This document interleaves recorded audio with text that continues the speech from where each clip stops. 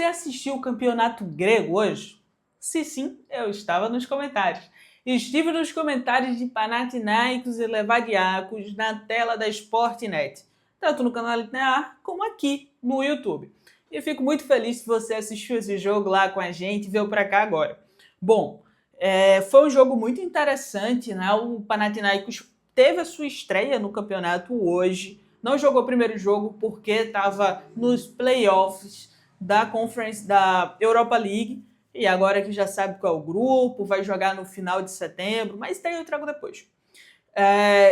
No jogo de hoje pegou um Levadiakos que já estava indo para o seu segundo jogo. O primeiro jogo do Levadiakos foi 3-2 para o time, jogando dentro de casa e conseguiram reverter uma virada, né? O time que ele jogou contra abriu 2-0. O Levadiakos conseguiu, com um jogador a menos, a virada, né? Foi 3-2 para o time do Levadiakos. Bom, o que foi que aconteceu no jogo de hoje? O Panathinaikos tinha novos jogadores e usou esses novos jogadores. Vamos lá. O Lafont, que era um jogador que estava no Nantes, ele já chegou como titular. O Calabria, que também foi anunciado há pouco, chegou e jogou de titular. No banco estava Renato Sanches, que entrou no segundo tempo, e também foram esses jogadores que tinham sido anunciados e que entraram. E que entraram bem, jogaram bem, principalmente o Calabria. O time do Panathinaikos, ele tem uma característica que é muito característico dos times do Rui Vitória, que é de usar as laterais do campo e tentar fazer triangulações a partir dessa lateral do campo. Mas vou mostrar melhor para você no campinho. Calma, antes da gente ir para o campinho, já se inscreveu? Dá um like aqui, se inscreve no canal, ajuda a fortalecer. Estou tentando trazer mais vídeos, sempre pós-jogo, trazer outras análises também, e vai me ajudar bastante. Fechado? Agora vamos para o campinho. Bom, a gente vai entender aqui como é que o time do Panathinaikos estava atacando, né?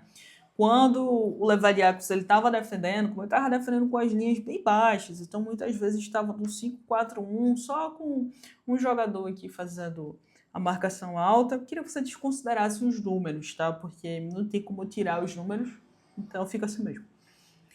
Só que esse lado do campo aqui, do time do Panathinaikos, o seu ataque pela direita é a parte mais importante. Por quê? Porque ele estava com o Calabria e com o TT, esses dois jogadores. O TT, ele é canhoto. Então, quando ele estava no 1 contra 1, por exemplo, e ele puxava essa jogada para a linha de fundo, ele não conseguia fazer cruzamentos com a perna direita. Então, essa função era do Calabria. Então, o TT puxava essa bola para cá, puxava a marcação, abria um espaço. E aí, por exemplo, se ele viesse para cá, ele puxava esse marcador daqui e outro marcador na sobra, né? E o Calabria conseguia vir no 1 contra 1, mais por dentro. Se o TT estava jogando aqui mais por dentro, puxando para cá a marcação, o Calabria vinha por fora. Então, essa dupla aqui foi muito importante para as construções ofensivas do time do Panathinaikos. Então, esse lado aqui foi completamente organizado, muito bem organizado aqui pelo time do Panathinaikos. Como é que o time do Levadiakos funcionava, né? Eles estavam ali, desciam bastante, mas tinham um jogador na sobra, que era o Palácios, que era o jogador do contra-ataque. Então, quando eles conseguiam recuperar essa bola, o Palácios vinha por aqui e conseguia a subida. E essa subida foi que gerou as principais chances do time do Levadiakos no primeiro tempo. Depois dessa explicação de como é que o Calabria estava jogando no primeiro tempo, a gente entende a tônica que foi esse primeiro tempo para o time do Panathinaikos. Porque ele conseguiu se estruturar, conseguiu ter velocidade, fechar as linhas de passe e empurrar o time do Levadiakos inteiro ali, e estava utilizando só, como eu trouxe lá no campinho, o Palácios no contra-ataque, sendo um ótimo jogador, inclusive. Mas, o que acontece? Saiu o primeiro gol do time do Panathinaikos, ele cria outras chances e ele não consegue ser efetivo. um ótimo jogo do Levadiakos. Conseguiu se defender bem no primeiro tempo e chega no segundo tempo e faz algumas mudanças. A principal mudança, para mim, é a entrada de Verbitte. Por quê? Porque ele entra muito consciente. Ele era jogador do Panathinaikos. Então, existiu a lei do ex, aquela única, implacável, que existe em todos os times e todos os campeonatos de futebol do mundo. A lei do ex. E ele entra e ele consegue desequilibrar. Se no primeiro tempo... vamos pro campinho de novo. Não, acho que fica mais legal de mostrar por lá. No segundo tempo, o que é que muda? A entrada do Verbitte. Ele seria esse camisa 11 aqui. Quando ele entra pelo lado esquerdo, ele desequilibra o time do Panathinaikos, como ele estava organizado aqui, porque ele é um jogador muito do 1 contra 1. Então, se ele tivesse uma marcação individual, por exemplo, aqui, ele conseguia passar com facilidade, com um drible ou com velocidade. E muitas vezes ele usou a profundidade ou ele veio pelo meio. E o que isso acontecia? Ele arrastava a marcação e fazia com que o Vicious, aqui ó, por trás, chegasse, que era algo que ele não estava conseguindo fazer no primeiro tempo, porque ele não estava tendo essa dobra. No primeiro tempo, os principais ataques do time do Levadiakos eram pelo lado direito com o Palacios. Então, com a entrada do Verbitte, ele consegue gerar espaço. E como ele é muito rápido, ele tem muita capacidade ofensiva, ele conseguia, na penetração também, nos contra-ataques, utilizar muito o corredor central, essa faixa central aqui do campo, e fez com que o Levadiakos tivesse diferentes maneiras de chegar no último terço, de entrar nessa última parte aqui do campo, girando a bola. Ele que recebe o cruzamento, ele volta a bola, o cruzamento que originou o gol, né? Ele volta a bola, depois a bola volta para ele, ele vai no 1 contra 1 e ele consegue dar um chute com pouco ângulo aqui. Foi bem bonito o chute que ele deu. Mas ele faz a jogada inteira.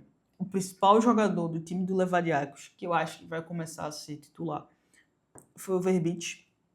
No segundo tempo, no primeiro tempo foi o Palacios.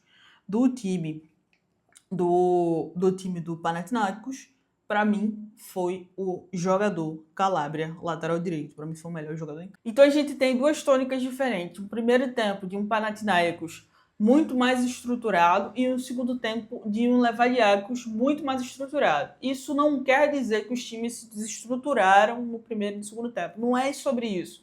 É sobre quem conseguiu ser mais consistente. Isso a gente consegue ver pela posse de bola. No primeiro tempo, o Panathinaikos tinha mais de 60% da posse de bola e no segundo tempo essa posse de bola ficou quase igual. Por quê? Porque o Levadiakos conseguiu estruturar o seu meio de campo com a entrada do Gumas, que entrou muito bem também, apoiava, chegava ali na última linha e também conseguiu estruturar o seu ataque com a entrada do Verbitte. Essas foram as minhas impressões, a minha ideia do que aconteceu nesse jogo. Foi um jogo muito interessante. Foi a primeira vez que eu comentei campeonato internacional, foi a primeira vez que eu comentei campeonato grego. Estou muito feliz com isso também, muito importante para mim esse momento. E eu espero que isso aconteça outras vezes, né? O Panathinaikos vai jogar a Europa League, como eu trouxe, e ele estreia no dia 25 de setembro contra o Young Boys. E vamos trazer aqui um pouquinho sobre a Europa League do Panathinaikos. Ele vai ter 4 jogos dentro de casa, 4 jogos fora de casa. Eu achei bem complicado, assim. Eu achei... O grupo ficou difícil. Pega fora de casa Feyenoord, o Ferencváros, da Hungria, Young Boys e o Malmö, da Suécia. Em casa joga contra Roma, Viktoria Pilsen, da Tchequia, o Sturm Graz, da Áustria, e o Go Ahead Eagles, que é da Holanda também. Então, vai jogar contra 2 times da Holanda. O Feyenoord e o Go Ahead Eagles. Então, eu achei, assim, um grupo... Dá para passar, mas é um grupo bem dificilzinho, assim, porque a Europa League também tá como a Champions, né? Então, é fase de liga. Então, nesse primeiro momento aqui, precisa pontuar bem, poder estar entre os 8 primeiros e passar direto para a Champions, senão vai para o mata-mata. E já vem de mata-mata. Então, o time pode ficar muito cansado dentro do campeonato grego também. Veremos, são cenas dos próximos capítulos que eu espero compartilhar aqui com você. Fechado? Se você gostou desse vídeo, deixa aqui um like, se inscreva no canal também, porque ajuda a que eu traga outros conteúdos, que eu veja que você curte esse tipo de análise também, pós-jogo aqui. Então, se você puder fazer isso, deixa aqui. Obrigada.